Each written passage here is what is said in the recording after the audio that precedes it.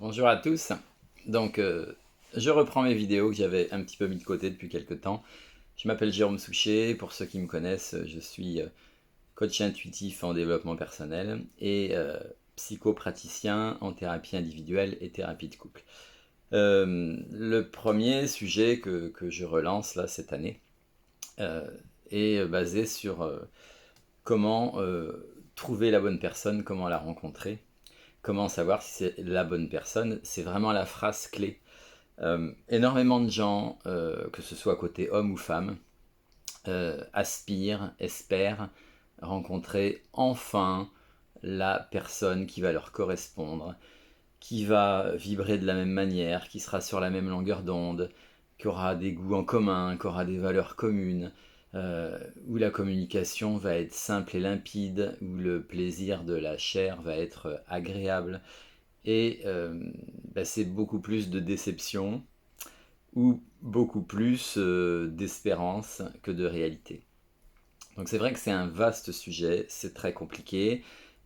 J'ai lancé donc des soirées rencontres célib à partir du 9 mars, une fois que les différentes mesures de confinement, enfin voilà, tout ce qui était passe, vax, etc., ça a compliqué beaucoup les rencontres depuis 2 ans.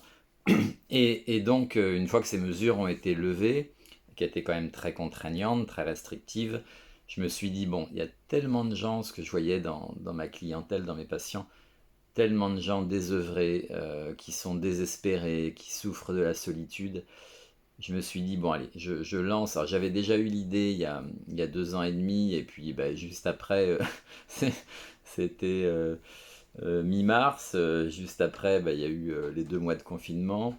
On était à peine sortis que, une fois les vacances terminées, on s'en est payé un autre d'1 mois. Donc évidemment que c'était très compliqué d'organiser ce genre d'événement.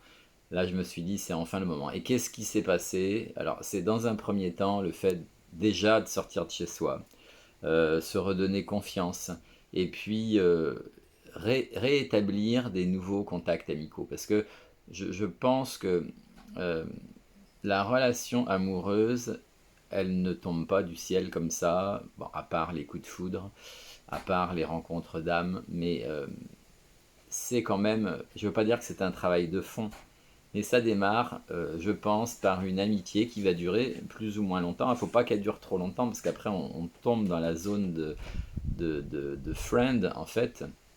Euh, mais il y a quelque chose, de toute façon, qui va plaire chez l'autre. Ça va être déjà son physique, hein, c'est très important parce que le physique déclenche le désir. Si rien ne vous plaît physiquement chez la personne, je pense qu'il ne faut pas espérer grand-chose, ça va être d'emblée très très compliqué. Et le problème, c'est qu'il y en a un qui peut flasher sur l'autre et l'autre, finalement, qui n'a pas du tout d'atome crochu. Donc quand c'est comme ça, faut pas s'acharner, il faut vraiment laisser tomber rapidement. Euh, L'amitié, quand je parle de ça, c'est que euh, il y a automatiquement des points communs qui vont vous unir, hein, qui vont vous permettre de vous comprendre et qui vont vous permettre de créer un échange. Il y aura une stimulation, il y aura de l'envie, l'envie de discuter, l'envie de se revoir, l'envie d'en savoir plus. Et la petite différence, et là je suis persuadé de ça, c'est que une histoire d'amour, c'est une histoire d'amitié sur laquelle vient se greffer un désir, vient se greffer une sexualité. Alors, il existe certaines relations de non-sexués, je crois qu'il y a même des sites là-dessus, parce qu'évidemment, c'est hyper frustrant, voire impossible, quand il y en a un qui est branché sexe, enfin un minimum, et que l'autre, ça ne l'intéresse pas du tout. Évidemment que c'est même pas la peine d'y croire, c'est totalement infaisable. Il faut avoir au moins des points communs qui sont des points communs basiques, même si le mot est un peu classique, mais euh, se comprendre sur des besoins et des envies communes qui vont donner satisfaction, qui vont apporter, qui vont combler et qui vont permettre de remplir la personne d'une partie manquante ou d'un besoin intrinsèque. Mais voilà, ça ne se fera que dans la mesure où aussi les deux ont la même envie, ont sensiblement les mêmes projets, à savoir que les projets se mettent en place au fur et à mesure du temps et en fonction de ce qu'on va découvrir chez l'autre, hein, pour voir si c'est compatible ou pas. Mais on a souvent tendance, par manque de confiance, à se mettre soit des barrières, ou soit à ne pas croire, ou soit à s'empêcher de... euh, alors qu'il faudrait au contraire lâcher prise totalement, lâcher tout contrôle, et vivre ce qu'on appelle l'instant présent. Vivre ces petits moments de bonheur qui nourrissent et qui font du bien et qui permettent de créer de la joie des deux côtés. Et cette joie, finalement, elle s'unifie. Et au fur et à mesure des activités que vous allez faire ensemble, du bonheur que vous allez trouver dans les activités communes, si vous aimez faire du vélo ensemble, si vous aimez vous baigner ensemble, si vous aimez aller au cinéma ensemble, si vous aimez aller voir des spectacles, des concerts, du théâtre, et aller au restaurant. Enfin, vous voyez, toutes ces petites choses vont nourrir votre relation, vont la solidifier, vont lui donner de la matière, vont donner des souvenirs, vont créer des manques dans la mesure où ces moments-là vont être absents par différentes raisons, pour différentes raisons. Soit l'un travaille 3-4 jours d'affilée, l'autre a ses enfants à garder, il y a la garde alternée les week-ends quand on a des enfants suite à une séparation.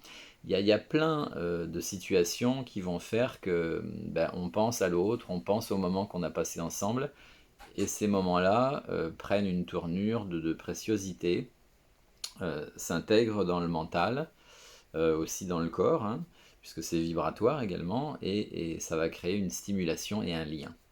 Alors, comment trouver cette bonne personne? Je pense que là, j'ai résumé un peu les éléments principaux.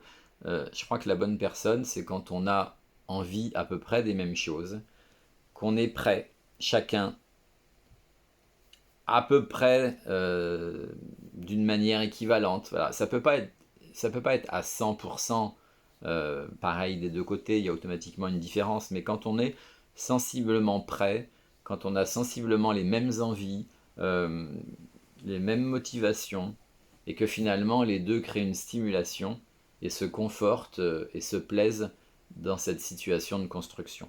Ne pas mettre la barre trop haut, parce que les premières semaines et les premiers mois sont très fragiles, et le fait qu'il y en ait un qui soit plus attiré par l'autre, évidemment, crée un décalage et peut faire peur à celui qui est moins attiré.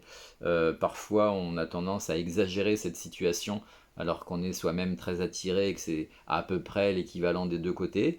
Mais quand il y a des peurs sous-jacentes, où il y a la peur de l'engagement, derrière la peur de l'engagement, il y a la peur de se retrouver seul, qui se cache. Il peut y avoir la peur d'être trompé, il peut y avoir la peur de la routine. Il y a plein de petites micro-peurs comme ça qui se logent et qui restent bien en place et qui créent des espèces de traumatismes non réglés. À partir du moment où vous êtes bien avec quelqu'un, que sur le plan des phéromones, rien vous dérange, le corps de la personne vous plaît, sa manière de faire l'amour vous plaît, de vous toucher, de vous regarder, sa voix vous plaît, ses idées, sa conception du monde, la manière dont il est organisé dans sa vie, ce à quoi il pense. Voilà, en fait, tout ça représente le terreau de, de l'attirance. Et le reste, en fait, il faut laisser faire. Il faut surtout pas se poser 36 000 questions. Il faut surtout pas se dire ah bah oui, mais alors si je fais ci, qu'est-ce que l'autre va penser? Il faut vraiment être spontané. Et quand on est spontané, on est naturel. Quand on est naturel, logiquement, c'est censé plaire à l'autre. Et puis les choses se mettent en place progressivement, comme elles doivent être.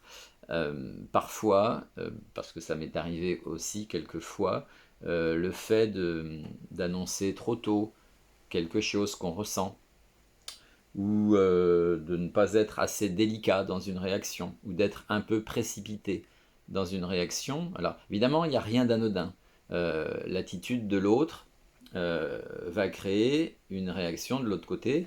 Si la personne est complètement à l'aise avec elle-même, il n'y aura pas d'attitude embarrassante, et par conséquent, il n'y aura pas la réaction de l'autre qui va déranger et qui va créer un embarras.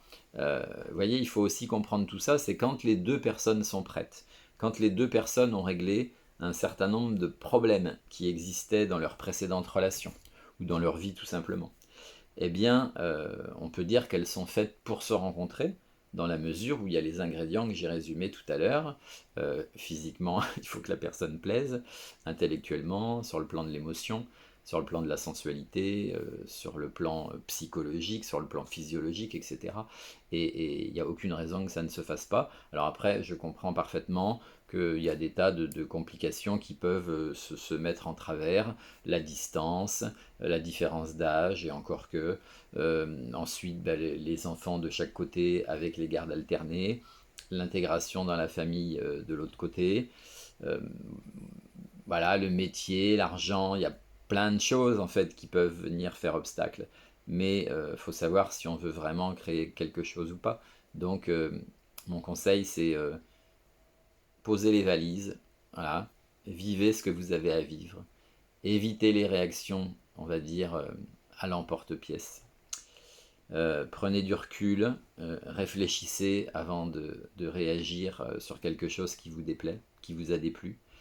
Et puis surtout, donnez-vous toutes les chances que ça fonctionne. Et si jamais il y a une anomalie, si jamais il y a un besoin d'expliquer ce qui s'est passé, pourquoi vous avez réagi de cette manière, pourquoi l'autre s'est comporté comme ça, euh, bah, parlez-en, parce que la communication, c'est vraiment la base.